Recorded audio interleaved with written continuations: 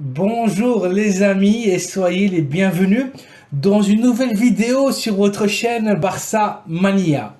Barça Mania vous permet de rester toujours bien informé sur toutes les news et l'actualité du meilleur club au monde, le FC Barcelone.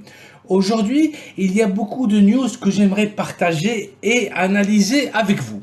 Les problèmes ne finissent pas à Can Barça. Si hier on parlait du délicat cas du latéral gauche de l'équipe Jordi Alba, aujourd'hui on doit faire pareil et parler d'un autre joueur qui était censé combler le vide laissé par le Brésilien, l'attaquant du Paris Saint-Germain, et ce ne fut rien de tout ça. Pas de comparaison possible, je vous parle bien évidemment de Neymar Jr. et son fiasco de remplaçant venu au Barça en échange de plus de 120 millions d'euros, l'international français, l'attaquant Antoine Griezmann.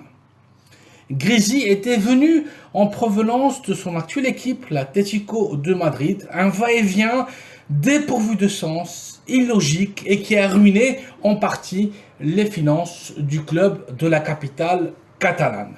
C'était l'époque obscure et glauque où un tel Josep Maria Bartomeu joua à être président du Barça, un jeu de rôle qui a coûté très cher au FC Barcelone et qui a prouvé que ce monsieur, que ce bonhomme ne savait rien, absolument pas ce qu'il faisait et surtout qu'il ne savait rien sur le football. Rappelez-vous, c'était l'époque trouble où le Barça signait les Griezmann et autres Coutinho sans savoir pourquoi ni dans quelle position ils allaient évoluer, dans quelle position ils allaient jouer, mais qui venaient avec l'étiquette de sauveur du club. Si vous avez juste une petite et minuscule idée de stratégie et de tactique footballistique, vous comprendrez sans doute que dans un schéma tactique 4-3-3, Philippe Coutinho ne pouvait ni jouer sur les ailes car il n'avait ni le dribble ni encore moins la vitesse requise et qu'il ne pouvait pas évoluer au poste de milieu de terrain car la construction et l'organisation du jeu n'ont jamais été son fort. Coutinho était dangereux en demi-pointe dans la position de numéro 10 à mi-chemin entre le milieu de terrain et l'attaque. Là où il pouvait changer de rythme, tracer des diagonales, être le joueur libre et faire des tirs de loin. Mais le souci pour Kou, c'est que dans cette position régnait le meilleur joueur de l'histoire du club, le meilleur joueur de tout le temps, le meilleur des meilleurs, la Pulga, Lionel Messi. 130 millions d'euros mis à la poubelle, 130 millions d'euros mis sur la table, l'achat le plus cher de l'histoire du Barça a fini en Premier League dans une équipe qui ne joue absolument rien et qui prétend à rien pour une indemnité de transfert de 20 malheureux millions d'euros.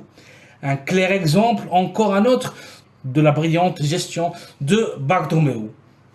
Son idée, et tenez-vous bien, c'était que Philippe Coutinho soit la relève d'une autre légende du club. Je vous parle de Don Andrés Iniesta. On peut dire qu'il a complètement foiré son coup. Et pour l'international français, pour Antoine Griezmann, c'est un autre coup de génie. Antoine était censé être ce joueur qui allait nous faire oublier Neymar Jr. Parti au PSG, moyennant le chiffre magique de 222 millions d'euros. Bartomeu croyait que Griezmann pouvait jouer, coller sur l'aile gauche, dribbler tout le monde et marquer les buts que Ney avait laissés orphelins. Sauf que Griezmann, c'est un autre Coutinho, du copier-coller. Il a essayé de jouer sur les deux ailes, il a essayé, le résultat, vous le connaissez. Suite à la blessure du Thiago à Luis Suarez, les préparateurs physiques et techniques catalans ont tout essayé pour trouver une position sur le terrain pour Griezmann. L'idée était qu'il puisse jouer dans le même 11 avec Léo Messi. Le pauvre Griezmann a fait de son mieux, son max, mais demander à Antoine d'être le numéro 9 de l'équipe, c'est comme demander aujourd'hui à Pedri de faire le rôle de Lewandowski. C'était insensé. Et puis un jour, le Barça et Griezmann ont compris qu'ils devaient faire lit à part et que leur chemin devait se séparer. Et c'est là où refit surface le club qui n'aurait jamais dû abandonner l'Atlético de Madrid. Habitués à pêcher à Can Barça, des joueurs top et de façon gratuite, leur assurant de remporter la Liga. comme ce fut le cas du Guajé David Villa et du pistolero Luis Suarez, pièce fondamentale dans le dernier succès domestique de l'Atlético de Madrid. Antoine, qui ne comptait pas pour l'entraîneur néerlandais Ronald Koeman, avait enfin voie libre pour revenir à l'Atlético. Le Barça, désespéré pour réduire la masse salariale de l'équipe, héritage laissé par Bartomeu, accorda les termes de l'opération avec l'équipe madrilène. Griezmann serait prêté à l'Atlético de Madrid, cession d'une année avec option d'achat obligatoire de 40 millions d'euros. Une option d'achat qui se débloquerait automatiquement si le joueur était sur le terrain au moins 55% des matchs joués par son équipe. Et sur ces matchs, qu'il soit sur le gazon pendant au moins 45 minutes de jeu. Griezmann a joué la saison dernière 83% des matchs. L'Atlético de Madrid devait donc, à la fin de la saison dernière, payer au Barça les 40 millions d'euros accordés. Rien n'a été fait. Vous vous demandez sûrement pourquoi le Barça n'a pas réclamé ce qui lui venait de droit. La réponse est bien simple. D'une part, le Barça El Xavi prétendait l'international espagnol, l'attaquant Álvaro Morata, ex de la Juventus, et voulait inclure Griezmann dans l'opération. Et d'autre part, et une fois il n'y a pas eu d'accord sur Morata, l'Atlético demanda au Barça de garder Griezmann une deuxième saison en prêt et le recruter dans le prochain mercato. Pour le Barça, c'était ok car il ne voulait pas récupérer Griezmann qui passerait à percevoir un salaire cette saison de plus de 20 millions d'euros net. Pour vous donner une idée, le double du salaire de l'actuel star de l'équipe, Robert Lewandowski. Le salaire de Griezmann éclaterait complètement, éclaterait à nouveau la fragile masse salariale de l'équipe catalane.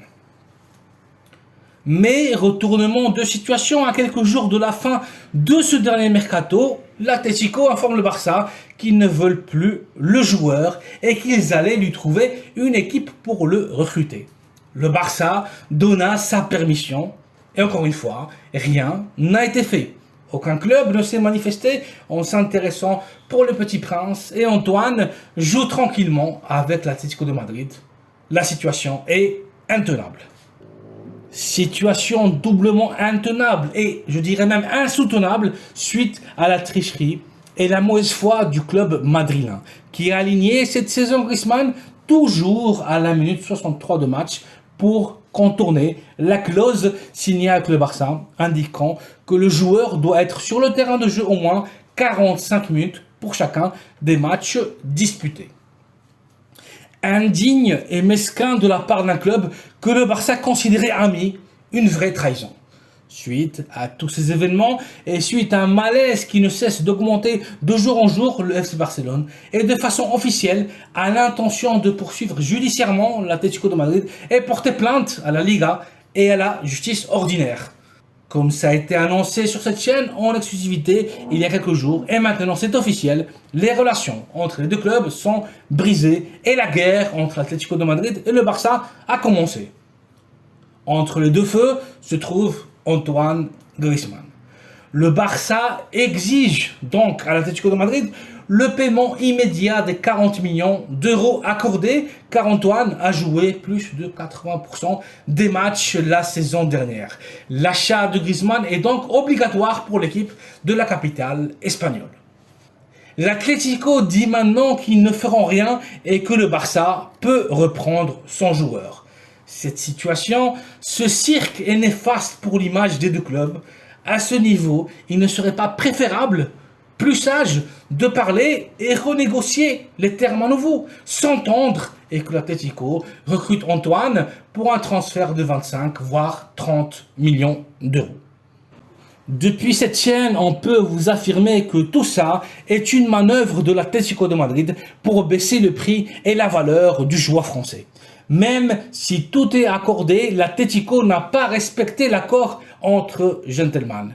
Il faut faire le maximum pour recoller les morceaux, même si la relation semble brisée entre les deux clubs historiques de la Ligue espagnole. Finalement, c'est dommage, c'est vraiment dommage d'en arriver là, Mais les contrats sont faits pour être respectés et honorés. Et vraisemblablement, les Colchoneros auraient un autre avis à ce sujet. J'espère qu'on n'arrivera pas jusqu'à là, mais les tribunaux et la justice dictamineront qui a raison et qui a tort. Affaire à suivre. Voici donc les amis, la dernière actualité du Barça concernant le cas Griezmann. Merci d'avoir vu cette vidéo, merci de la liker et de vous abonner à la chaîne Barça Mania afin d'être toujours bien informé de toute l'actualité du plus grand club au monde, le FC Barcelone. Merci d'être là, merci pour votre soutien, très bonne journée à vous et à très bientôt pour une prochaine vidéo. Visca el Barça.